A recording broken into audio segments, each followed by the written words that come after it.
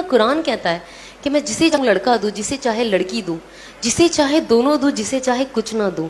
تو جب یہ قرآن کہتا ہے تو اللہ ہی دینے والا ہے. ہم کیوں اتنا اللہ سے نراش ہوتے ہیں؟ ہم کو بس اللہ سے مانگتے رہنا ہے, ہم کو مانگتے رہنا ہے. جب تک ہمارے اندر طاقت ہے ہمیں اللہ سے مانگتے رہنا ہے. اب میں اس کا آپ کو پرسنل اگزامپل بتاتی ہوں.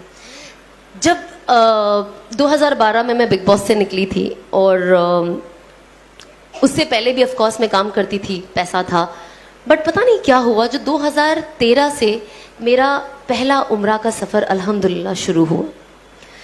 اب سفر تو شروع ہو گیا, تو جب میں وہاں جاؤں نا, میں 2000 الحمدللہ 13, 14, 15, 16, 17 5 سال اللہ نے مجھے اپنے گھر بلایا, میرے گھر والوں کے ساتھ بلایا. اور جبھی بھی میں جاؤں, مجھے آنیسٹلی آپ یقین کرو گے کہ نہیں, آئی ڈونٹ نو, بیکاز کبھی کبھی کچھ باتیں ایسی ہوتی ہیں نا, ہم کہتے ہیں نا کہ اللہ نے ایسا جادو کر دیا. اب میں کسی کو بولوں گی تو پتہ نہیں وہ یقین بھی کرے گا کہ نہیں. تو میرے ساتھ میں آپ لوگوں سے وہی بات شیئر کروں گی جو سننے میں نا بہت عجیب لگتی ہے, پر یہ ہوتا ہے لوگوں کے ساتھ. اسی لیے جب میں کچھ بھی سنتی ہوں نا, کسی کے ساتھ کوئی بزرگ کے ساتھ یہ ہوا, تو میں نے کہا نہیں, وہ تو بزرگ تھے, جب میرے جیسے کے ساتھ یہ ہو سکتا ہے تو کچھ بھی ہو سکتا ہے. کبھی کبھی ہم کچھ سٹوریز سنتے ہیں, ہم کہتے ہیں بہت عجیب سٹوری ہے, یہ پاسبل ہی نہیں ہے. ہماری عادت ہے نا یہ چیز کرنے کی. تو جو میں آف کورس کام کر رہی تھی, میں تھوڑا پاپولر ہو گئی تھی بگ باس سے آنے کے بعد, اور مووی ملی تھی سلمان کے ساتھ, تو آئی واز لائک واو یہ وہ. بٹ جب میں عمرہ کے لیے گئی پہلی بار, اور جب آف کورس جب آپ کعبہ دیکھتے ہو تو آپ کی آنکھوں سے ویسے ہی رونا آ جاتا ہے, وہ کوئی نہیں روک سکتا ہے, وہ خوشی کے آنسو ہے. اور آف کورس غم کے, وہاں جا کے انسان کو, میں کہتی ہوں جب سے اس کا ہوش سنبھالا ہوگا تب سے لے کے ابھی تک کے سارے گناہ یاد آ جاتے ہیں فار سم ریزن. تو جب میں نے پہلی بار کعبہ دیکھا, اور مجھ سے پہلے ہی کہا گیا تھا کہ جب آپ پہلی بار کعبہ دیکھو نا تو اللہ سے خوب دعا مانگو, خوب دعا مانگو, اور ہر وہ چیز مانگو جو آپ کے دماغ میں آتی ہے. اور میں نے سوچا جب میں جاؤں گی تو میں اللہ سے مانگوں گی کہ اب جب میں نے کعبہ دیکھا ہے تو لوگ کہتے ہیں کہ جو مانگو کعبہ پہلی بار دیکھ کے دعا قبول ہوتی ہے, دعا تو ہمیشہ قبول ہوتی ہے. بہت ساری یہ روایتیں نا میں نے اپنی لائف میں توڑ دی. میں نے کہا یہ سب من گڑت کہانیاں بند کرے, لیکن آپ تو کعبہ صرف دیکھنے میں ہی اللہ کی کتنی کہتے 20% رحمتیں اترتی ہے, جو اوور آل یہ فضائل اعمال میں ہے, والیوم 2 میں. ابھی میری نئی تعلیم ہو رہی ہے تو تھوڑی بہت اوپر نیچے ہو جاتا ہے, پلیز معاف کر دینا. آئی ایم شیور آپ لوگ مجھ سے بہت زیادہ جانتے ہو, مطلب وہ ہوتا ہے نا ٹیچر کے آگے بچہ بول رہا ہے وہی بات ہے. تو بس آپ لوگ سب میرے ٹیچر ہو, اور میں کوشش کر رہی ہوں سیکھنے کی اور بولنے کی. جب میں بولتی ہوں تو مجھے یاد ہو جاتا ہے اور پکا. اور آپ لوگوں کو ہر چیز بتانے کا صرف یہی نظریہ ہے کہ وہ عمل میں اپنے اندر لے آؤں, کیونکہ ہم کو سب کو شیطان سے بچنا ہے مرتے دم تک. تو جب میں وہاں گئی نا تو مجھے ایسا لگتا تھا پہلے میں جاؤں گی نا, میں کہوں گی اور پکچریں دے دے اللہ میاں مجھے, اور کام دے دے, اور پاپولر کر دے. میرا دماغ میں یہی تھا. پر اب یقین نہیں مانو گے, جب میں گئی اور میں نے پہلی بار کعبہ دیکھا, میرے دل سے یہ دعا نکلی کہ اللہ مجھے ہدایت دے دے.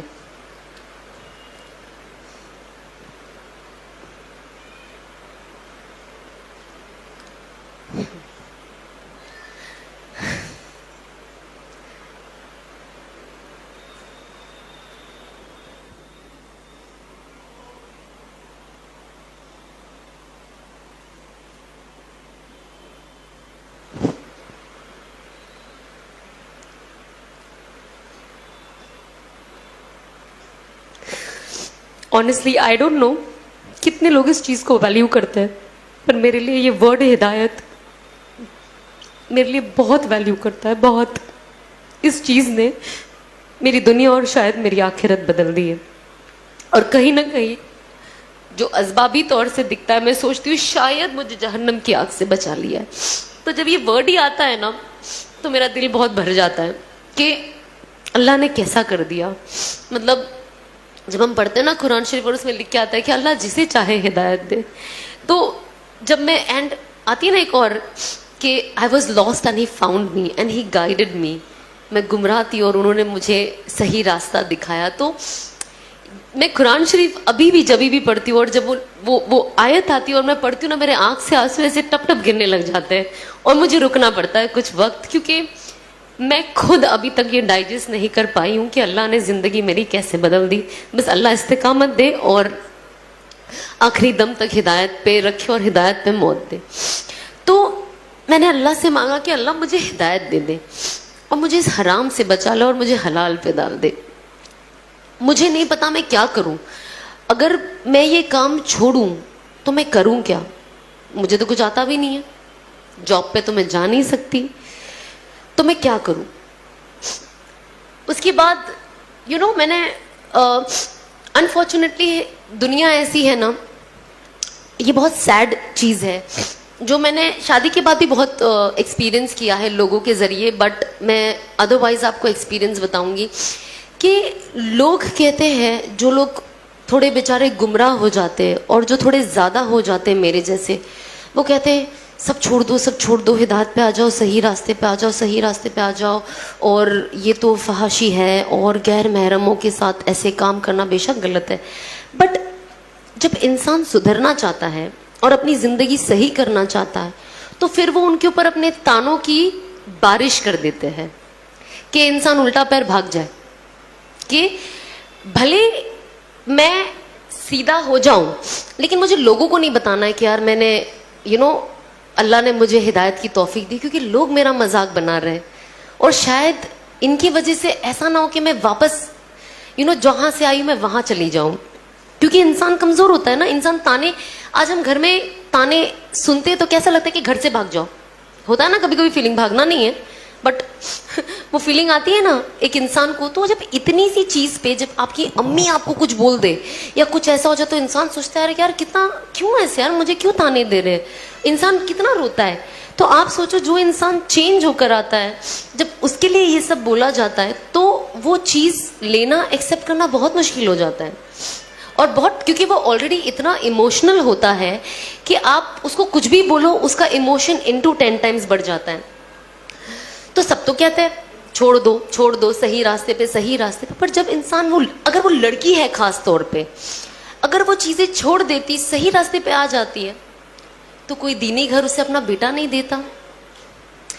تو جب آپ اپنا بیٹا نہیں دو گے تو اگر وہ لڑکی صحیح راستے پہ آ کے صحیح چیز اپنانا چاہے گی تو وہ اس میں آگے کیسے بڑھے.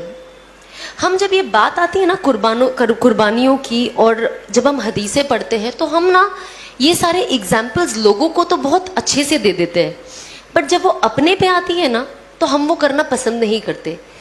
اسی لیے میں میرے ہسبینڈ کی بہت زیادہ شکر گزار ہوں, اور ساتھ ہی ساتھ میرے ساس سسر کی, کہ جو یہ سارا سچویشن دیکھ کر مجھے خوشی خوشی ایکسیپٹ کیے. میرے ہسبینڈ نے ایک اتنا بڑا اسٹیپ لیے, کیونکہ ہوتا نا جو انسان عالم ہوتا ہے تو ان کے جو سراؤنڈنگ والے ہوتے ہیں وہ ان کا دماغ, کچھ لوگ, ناٹ آل, کچھ لوگ ایسا دماغ میں فطور بٹھا دیتے کہ سامنے والا جو کچھ کرنا بھی چاہتا ہے تو اسے نہیں کرنے دیتے, کیونکہ اس کو اتنا ڈاؤٹ فل کر دیتے کہ آپ تو اس سے شادی کر رہے ہو, یہ ٹکے گی کہ نہیں.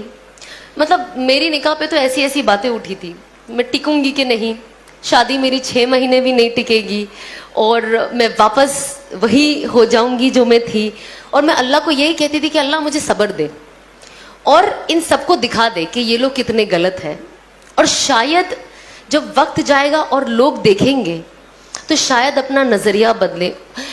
مجھے جو چیز سے میں گزر رہی ہوں ابھی, اور جو تکلیف چیزیں سن کر مجھے ہو رہی ہے, لیکن میرے کچھ چیز کو لوگوں تک ایسے پہنچا کہ میرے بعد آنے والی لڑکیوں کے لیے آسانی کر دے, تاکہ میرے جیسی جو اور لڑکیاں ہیں وہ اپنی زندگی کا رخ بدلے, اور انس کو دیکھ کر جو لڑکے ہیں وہ یہ کرنے کے لیے آگے بڑھے کہ ہمیں لایا گیا, اس ہمیں باتوں کے لیے تو نہ لایا گیا ہے. میں تو یہاں بیٹھ کے بڑی بڑی باتیں کر سکتی ہوں, بڑی بڑی باتیں کر سکتی ہوں, لیکن اگر میں وہ عمل نہیں کرتی ہوں تو کوئی پوائنٹ ہی نہیں ہے. اور اللہ کہتا ہے نا کہ جب آپ دائی بنو اور جب آپ لوگوں کو کچھ بولو, اگر میں آج آپ کو بولوں گی نا کہ آپ کو 2 رکعت نفل پڑھنی ہے تو مجھے 4 رکعت تو ایٹ لیسٹ پڑھنے والی ہونا چاہیے, تب اللہ میری باتوں میں وہ وزن دیں گے اور وہ زور دیں گے جو آپ لوگوں کے دل میں جا کے اترے گی. ورنہ صرف باتیں یہاں سے سیدھا وہ ڈور کے باہر ہوا میں نکل جانی ہے. کہ اللہ کہیں گے جب یہ خود ہی کچھ نہیں کرتی ہے تو آپ کے دلوں میں لانا مشکل ہے نا. تو یہ بہت ضروری ہے کہ ہم किस चीज के बारे में क्या सोचते हैं. हमें सोच के साथ हमें कहते हैं ना, हम प्रीच करने वाले नहीं बने सिर्फ. You practice what you preach. आप जो बोलते हैं आप खुद प्रैक्टिस करें. तो मैं ऑफ कोर्स बातें करने से पहले मैंने प्रैक्टिस करना शुरू किया, और जितनी चीज मैं अभी प्रैक्टिस करती हूँ मैं वो चीज बातें करती हूँ, और जो चीज मैंने नई नई अमल में लाई है मैं वो भी कोशिश करती हूँ कि मैं शेयर करूँ, ताकि साथ ही साथ जिन किसी को एक्चुअली पता, आप यकीन नहीं मानोगे, जैसे मुझे मेरे शौहर एक कोई बता देते कि आप ये पढ़ो, यू नो ये पढ़ने के बाद ये ज़्यादा ज़रूरी है और इससे फलाना फलाना फ़ायदा है. पता है मेरी सबसे पहली फीलिंग क्या होती है?